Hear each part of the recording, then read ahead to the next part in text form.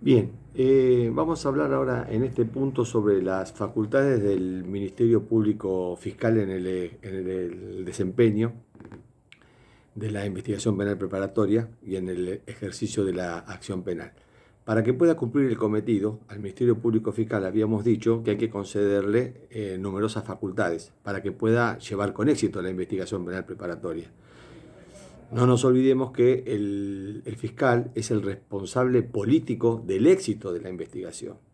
Entonces, obviamente, si la investigación fracasa, hay una suerte de merma en el desempeño de su función, si teniendo todos los poderes para conducirla con éxito, no lo hace. La ley procesal en la provincia de Buenos Aires le autoriza a ordenar la aprehensión en casos graves y urgentes.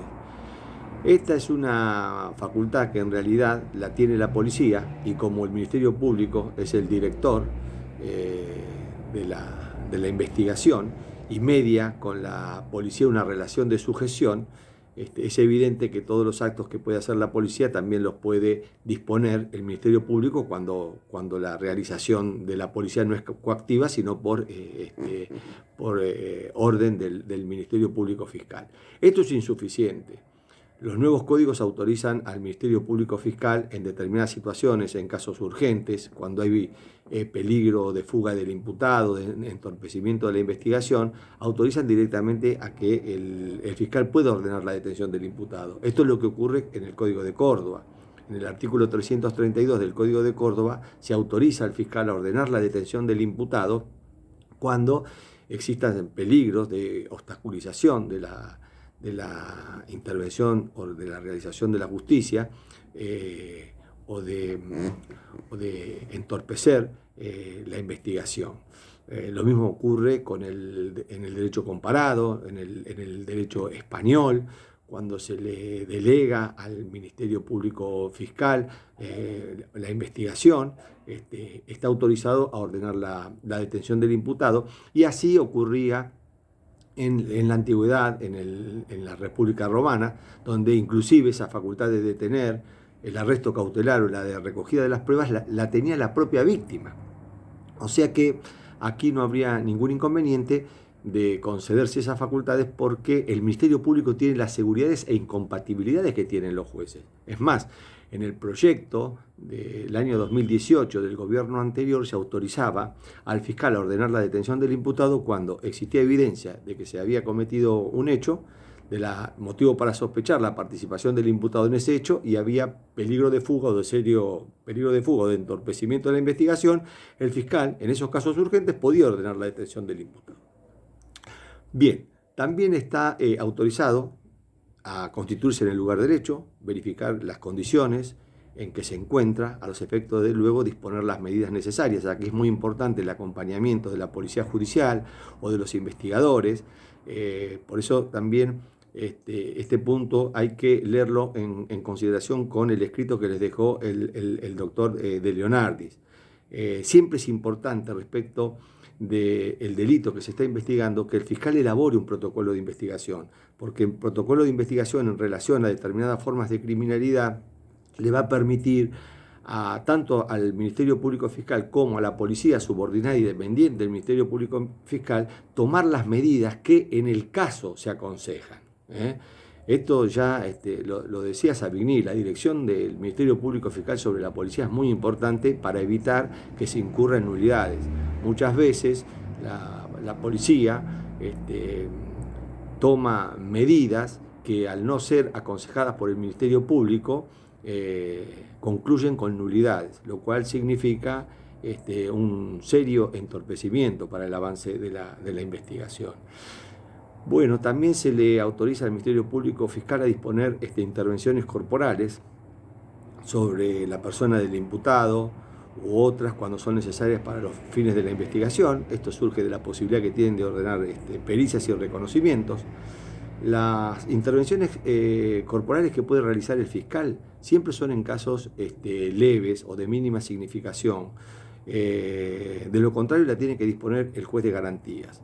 Y todas estas intervenciones corporales siempre coliden con el derecho a la no autoincriminación coaccionada que tiene el imputado y que le garantiza el artículo 18 de la Constitución Nacional.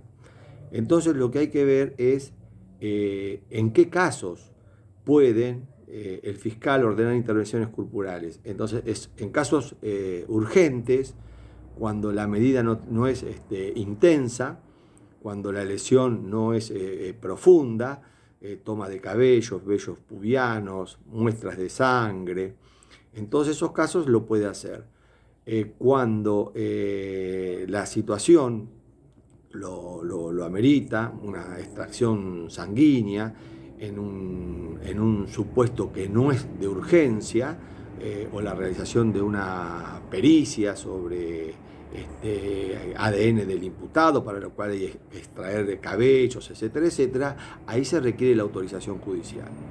Y el problema que involucran estas medidas es si ellas implican una obligación a la regla que prohíbe obligar al imputado a suministrar evidencia en su contra. La regla del nemo tenetur se ipsum accusare, es decir, cuando el imputado es obligado a participar en una rueda de reconocimiento, cuando el imputado es obligado a entregar una muestra de cabello, vello pubiano para extraer su ADN, una muestra de sangre para saber la cantidad de alcohol que tuvo al momento del hecho, ¿está suministrando prueba en su contra? Bueno, lo que hay que ver, sin perjuicio de que ustedes indaguen más en profundidad los trabajos que hemos publicado, lo que hay que ver es si en ese caso el imputado está siendo compelido a declarar en su contra.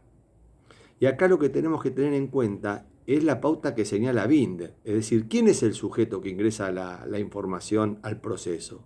En general es el perito, a través de la pericia.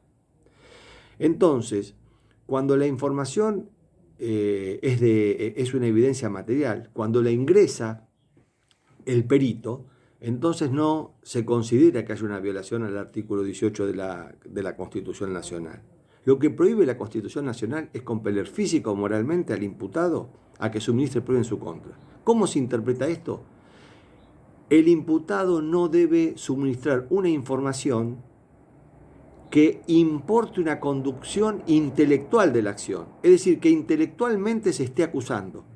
Por ejemplo, nosotros no podemos obligar a un imputado a hacer un cuerpo de escritura para luego concluir con una pericia que determine que él es el autor de la falsedad ideológica.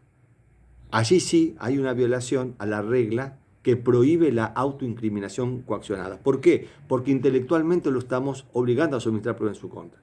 Pero si lo obligamos a que vaya al médico de policía y lo conducimos coactivamente al médico policía para extraerle sangre, o coactivamente lo obligamos a integrar una rueda de reconocimiento de personas en las cuales es el testigo el que reconoce al individuo, en esos casos no se considera que se viole la regla que prohíbe la autoincriminación coaccionada. Bueno, puede ordenar informes, pericias, puede disponer requisas en los casos graves y urgentes, requisas de automóviles. Cuando ya está individualizado el imputado, se entiende que estas facultades las tiene el juez de garantía, se las tiene que pedir al juez de garantía. También puede practicar reconocimientos de cosas o de personas. Cuando el reconocimiento es de personas, como este es un acto definitivo e irreproductible, tiene que notificar a la defensa con antelación de 24 horas. Puede disponer un reconocimiento fotográfico.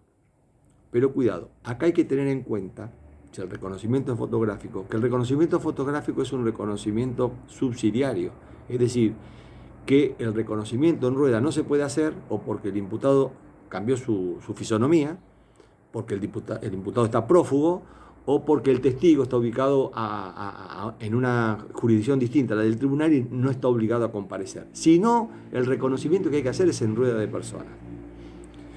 El reconocimiento fotográfico no debe ser confundido con la exhibición que se hace en algunos casos, cuando no se cuenta con datos del imputado, de los álbumes que tiene la Policía de Investigación, en la cual hay imágenes de personas con antecedentes penales. Eso se llama recorrido fotográfico y es una medida policial investigativa. Esa no impide que después se hagan reconocimientos en rueda o reconocimientos fotográficos.